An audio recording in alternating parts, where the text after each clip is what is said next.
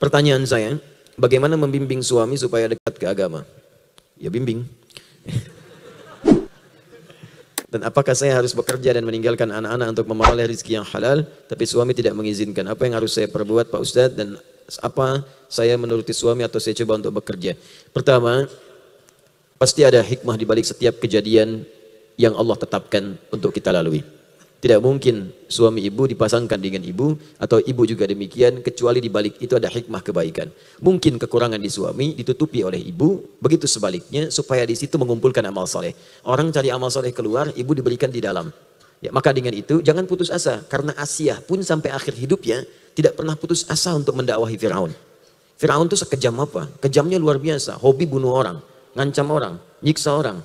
Bahkan Nabi Musa pun ketika akan berdakwah kepada Firaun harus berdoa dulu kepada Allah untuk minta dilembutkan hatinya supaya tidak kalah dengan ancaman-ancaman. Karena Nabi dan Rasul itu doanya itu kan mustajab seketika.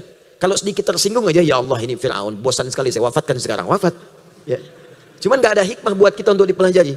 Karena itu beliau berdoa, Rabbi syrahli sadri wa yassirli amri wahlul 'uqdatam min lisani yafqahu qauli. Itu doa mustajab, ya, doa yang diperintahkan dan diisyaratkan dalam Al-Quran. Karena perbuatan setiap nabi sebelum-sebelumnya, jika dia berisi informasi memiliki lafaz yang umum, artinya petunjuk bagi kita saat ini untuk bisa kita amalkan dalam kehidupan. Karena itu seringkali diakhiri dengan redaksi-redaksi contoh bagi orang-orang di masa depan, yang dikumpulkan kemudian pada Nabi Muhammad SAW, dilengkapi dan diajarkan kepada kita. Karena itu ketika Allah mengisahkan kisah Nabi Ayub, ujungnya ditutup wa dzikra lil abidin. Jika ada hamba-hamba yang soleh, sama sakit seperti Ayub, amalkan amalan Ayub, maka aku akan sembuhkan ia seperti aku menyembuhkan Ayub alaihissalam. Itu di Quran surah ke-21 ayat 83 sampai 84. Jika Anda berbisnis misalnya, ya, bekerja, disakiti orang, dijahili orang, sampai ingin ada yang menyingkirkan, menyungkurkan Anda, amalkan amalan Nabi Yunus alaihissalam.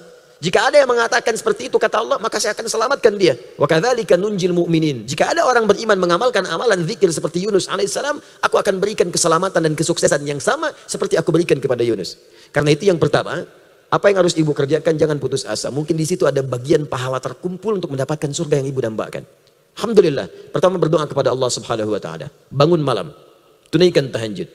Selepas tahajud, bersujud, minta kepada Allah Subhanahu wa taala. Ya Allah, tidaklah engkau titipkan suami saya ini kepada saya kecuali ada hikmah kebaikan. Alhamdulillah engkau titipkan kepadaku bukan pada perempuan-perempuan lain. Ya Allah, lapangkan jiwaku supaya tidak menjadikan apapun yang terjadi padanya sebagai beban kepadaku, tapi bagian dari nilai-nilai ibadah kepadamu untuk mendapatkan bekal pahala sebelum pulang kepadamu. Ya Allah, lapangkan jiwaku sehingga ketika menerima kalimat-kalimat yang tidak berkenan, bisa lapang semua hati ini dan bisa diobati dengan kalimat-kalimat yang baik. Berdoa yang baik. Ini bagian yang pertama. Boleh Anda bacakan Rabbi syrahli sadri wa yassirli amri wahlul 'uqdatam min lisani yafqahu qauli. Ya Allah, dengan rahmat-Mu yang menyayangi setiap hamba-Mu, dengan petunjuk-Mu yang Kau janjikan memberikan kebahagiaan setiap hamba-Mu, maka aku memohon kepadamu ya Allah yang tidak pernah menyalahi janjinya. Ya Allah, mohon berikan petunjuk kepada suami saya. Ya Allah, mohon lembutkan suami saya. Ya Allah, Engkau yang dengan rahmat-Mu melebihi murka-Mu, Engkau yang menginginkan hamba-Mu mendapatkan surga-Mu, kami mohon ya Allah, jangan biarkan keluarga kami terjerembab pada hal-hal yang Engkau haramkan. Minta kepada Allah, doa dulu, doa. Malam minta. Ya, setelah itu apa yang terjadi? Kemudian duduk pelan-pelan. Ya, sampaikan dengan cara-cara yang baik. Ya, tegaskan kepadanya pelan-pelan. Apa yang dihasilkan seperti ini, toh pada akhirnya semua kita akan kembali kepada Allah Subhanahu wa taala. Ada saatnya kita akan pulang. Apa bekal yang kira-kira kita akan bawa? Nah, biasanya kalau haramnya terlampau banyak, itu antipati pertama kali, awal-awal. Tapi nggak apa-apa. Udahlah, ya jangan jadi ustazah. Biasanya awal-awal demikian, tapi nggak apa-apa, pelan-pelan, kan? Nah, lalu pelan-pelan kemudian diproses. Kalau tetap yang dibawa itu haram, hal-hal yang tidak baik. Baik, sekarang timbang. Apakah saya harus bekerja, Ustaz? Hukum mencari nafkah itu ada pada suami. Tapi kalau kemudian yang dibawa menjadi tidak baik dan berpotensi buruk dalam kehidupan, maka boleh si ibu itu, misal, ya, dia menyalurkan sesuatu yang tidak sekiranya mengganggu tugas dan kewajiban dia di rumah tangganya untuk anaknya. Misal, Anda bisa buat kue, Anda bisa bikin kue. Anda tidak meninggalkan anak Anda pada saat itu, kewajiban Anda ada.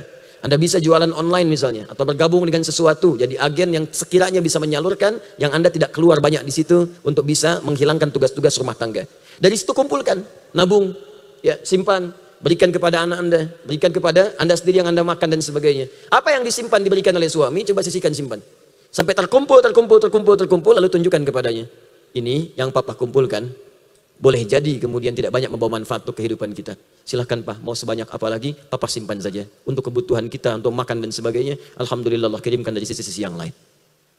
Cara seperti itu boleh jadi akan membuat suami sadar dan mungkin setidaknya bisa berpikir di kemudian hari bahwa apa yang dikerjakan tidak akan membawa manfaat dalam kehidupan.